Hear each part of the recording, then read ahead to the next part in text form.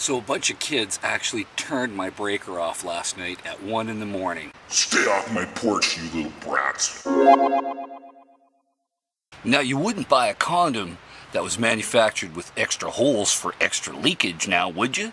So why would you buy an RV with extra holes and extra potential leakage? I don't know. Let's go, let's run, 'cause I couldn't stand to listen to the sound of our flight. Ooh, there's no reason to fight this pain. Feeling stormy. Hey tubers, let's talk about RV design flaws today. Now most manufacturers have figured out that it is sensible to think about where you're going to place windows in an RV, and especially when a unit gets older, there can be serious problems. So it's something you want to think about when you're buying, especially a used RV, because most new manufacturers have figured out that windows in the front and in the back can be serious problems for a couple of reasons. Now, one of the problems with front windows, like the unit I'm going to show you right now, is that they tend to be leak points, especially as they age. And more importantly, if you do that big trip of the lifetime up the Alaska Highway, you are going to get a rock smash that window. There's a very high probability. I actually delivered a brand new F-350 Ford pickup truck with a Bigfoot camper to the Yukon a few years ago, and even I got a rock chip and nearly destroyed the window if it would have hit any harder. So it's something you want to think about. Now, a lot of times people think, well, what's the big deal about a window in the back? Well, same problem as a window in the front.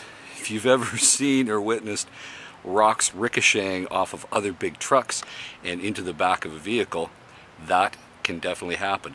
Now, the worst ones are the huge windows in the back. They're just a big bullseye for a rock to go through one of the windows. They are beautiful to have, you know, when you're having a cup of coffee, to look out them, especially if your kitchen's in the rear and you need a rear window. But I don't know if they're even worth the hassle for that.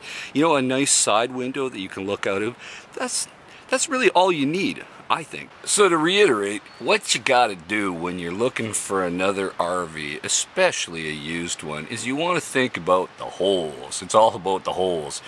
Extra windows are essentially extra holes, and when you have a whole bunch of them, especially superfluous ones that are really not needed, they just create potential for problems. And as I said, front and rear are the worst. Now, getting an RV with the least amount of windows is also a great advantage for heating and air conditioning. Now, in the summer, obviously most of us run our air conditioning for many hours. I know I do. And extra leak points of getting heat inside is just going to add to the expense.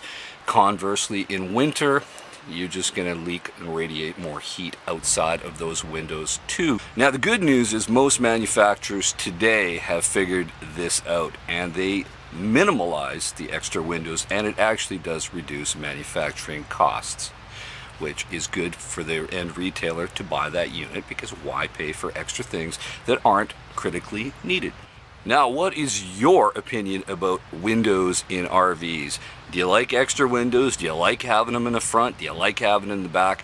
I noticed some of the smaller Class C RVs that put the kitchenette seating area in the rear tend to put a window there because they got no choice, and it's the only, you know, nice place you have is a picture window to look out of.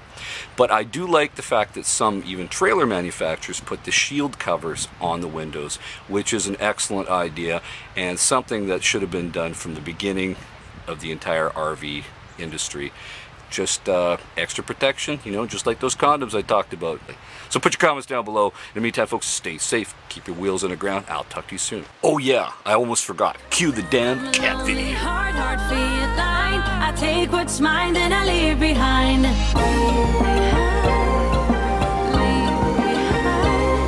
I'm a lonely, hard feeling. I take what's mine and I leave behind.